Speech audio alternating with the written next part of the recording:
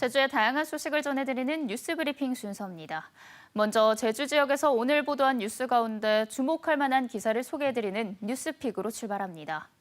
오늘 저희가 살펴본 기사는 유제주일보 김나영 기자의 무대 서기도 관람도 힘들다. 장애인의 문턱 높은 공연장입니다. 제주 문예회관 소극장이나 설문대 여성문화센터 공연장을 제외하면 사실상 무대에 서는데 장애물 없는 공연장을 찾기 힘들다는 도내 장애예술계의 목소리를 유제주일보가 보도했습니다. 한 장애문화예술단체 관계자는 휠체어 리프트 작동이 완료되는 시간은 1인당 약 5분으로 휠체어 이용 예술인이 10명이면 무대로 올라가는 데만 1시간이 걸린다고 말했는데요. 휠체어 리프트가 공연장 외부에 설치된 경우 무대 분장실과 대기실에서 한꺼번에 이동하기 위해 화장실 이용을 참게 되는 경우가 많다고도 고충을 토로했습니다. 한 서귀포시 지역 장애인 극단 관계자는 서귀포시 내에서는 무대 진입이 수월한 70리 야외 공연장을 제외하면 공연을 해보지 못했다며 공연장 내 편의시설 설치 등에 있어 최중증 장애인을 중심으로 갖춰주면 장애인도 노인도 갈 수 있다는 바람도 전했습니다. 공연장 문턱은 무대 말고도 관객석에도 있는데요. 모든 휠체어 객석이 공연장 맨 끝쪽에 배치돼 사실상 휠체어를 탄 관객이 앞쪽에서 공연을 관람하는 건 불가능합니다. 그뿐만 아니라 도내 공연장에서 시청각 장애인 관객이 보이거나 들리지 않아도 무대를 즐길 수 있는 수화 통역 서비스나 실시간 자막 서비스는 사실상 전무한 실정이라고 유제주일보는 보도했는데요. 도내 대다수 공연장의 장애인 관객과 장애 예술인들에 대한 여전한 문턱을 지적한 김나영 기자의 보도를 오늘의 뉴스픽으로 전해드렸습니다.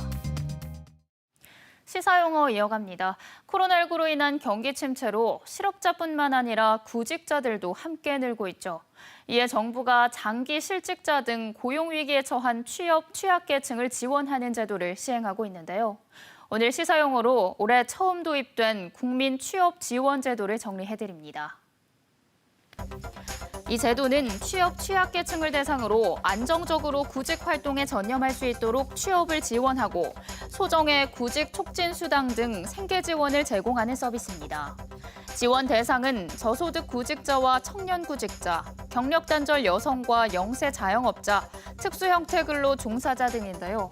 서비스는 신청자의 자격 요건에 따라 취업 지원 서비스와 구직 촉진 수당을 함께 지원받거나 취업 지원 서비스만 지원받는 두 가지 유형으로 나누어 제공됩니다. 제주도는 올해 4천여 명에게 국민 취업 지원 제도를 지원할 예정으로 국비 80억 원을 확보해둔 상태인데요. 올해 1분기에만 도민 1,500여 명이 수혜를 받았다고 발표했습니다. 국민 취업제도 서비스에 대한 자세한 문의는 가까운 고용센터에 하시면 되고 신청 또한 이곳을 방문하거나 국민 취업 지원제도 신청 홈페이지를 이용해도 가능합니다. 계속해서 주요 단신입니다. 교통사고로 인한 제주 지역 1인당 사회적 비용이 전국에서 두 번째로 높은 것으로 나타났습니다. 한국교통연구원이 발표한 국가교통정책 평가지표 조사사업 자료를 보면 2019년 제주 지역의 인구당 도로교통사고 비용은 80만 원으로 충북과 공동 2위를 기록했는데 이는 개별 교통사고로 죽거나 다치는 등 인명피해가 많이 발생하기 때문이라고 한국교통연구원은 분석했습니다. 제주 지역 교통사고 발생 건수는 17,000여 건, 이에 따른 사고 비용은 5,366억 원으로 집계됐습니다. 12월 개원 예정인 국립제주호국원의 명칭이 국립제주현충원으로 변경될 것으로 보입니다. 더불어민주당 송재호 국회의원은 국립제주호국원 명칭을 현충원으로 바꾸도록 관련 법 개정안을 발의하고 유공자 지원을 위한 보훈 대책을 마련한다고 밝혔습니다. 이는 2011년 제주 국립묘지가 호국원으로 명명된 이후 보훈단체들이 현충원으로 명칭 변경을 요청한 데 따른 것입니다. 코로나19 장기화에도 제주 지역 골프장들이 호황을 누리고 있는 가운데 일부 골프장들이 지방세를 체납하고 있는 것으로 나타났습니다. 제주도가 골프장 30곳을 조사한 결과 올해 2월 기준으로 지방세를 체납한 곳이 5곳으로 체납액은 242억 원에 달했습니다. 코로나19 영향으로 해외 골프 관광객이 제주로 몰리며 도내 골프장 이용객은 2년 전보다 50만 명 가까이 증가했습니다. 제주문화예술재단의 재밌어 매입에 반대 입장을 밝혔던 제주경실련은 오늘 또다시 낸 성명에서 코로나19로 지역 경제가 어렵고 제주도 재정 자립도 역시 전국 평균보다 낮은 상황에서 법원 경매가가 24억 원까지 떨어진 건물을 100억 원 넘게 매입해 무리하게 사업을 추진하고 있다고 지적했습니다. 이어 제주문화예술재단 타당성 검토위원회에서 법원 경매가조차 모르고 있다는 사실이 지난달 KBS 토론회에서 확인됐다며 재밌어 매입 문제에 명확한 입장을 밝혀야 한다고 원희룡 지사와 제주도의회에 요구했습니다.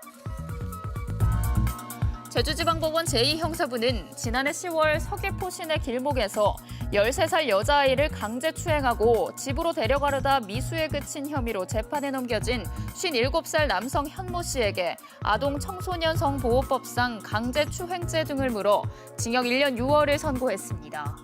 현 씨 측은 정신질환을 앓고 있어 심신미약 상태였다고 주장했지만 재판부는 앞서 2차례 성폭력 범죄 전력이 있음에도 또다시 어린 피해자를 추행해 죄질이 좋지 않다며 실형을 선고했습니다.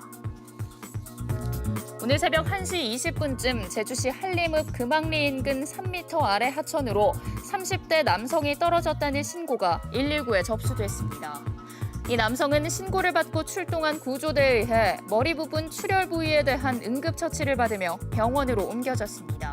지금까지 뉴스브리핑이었습니다.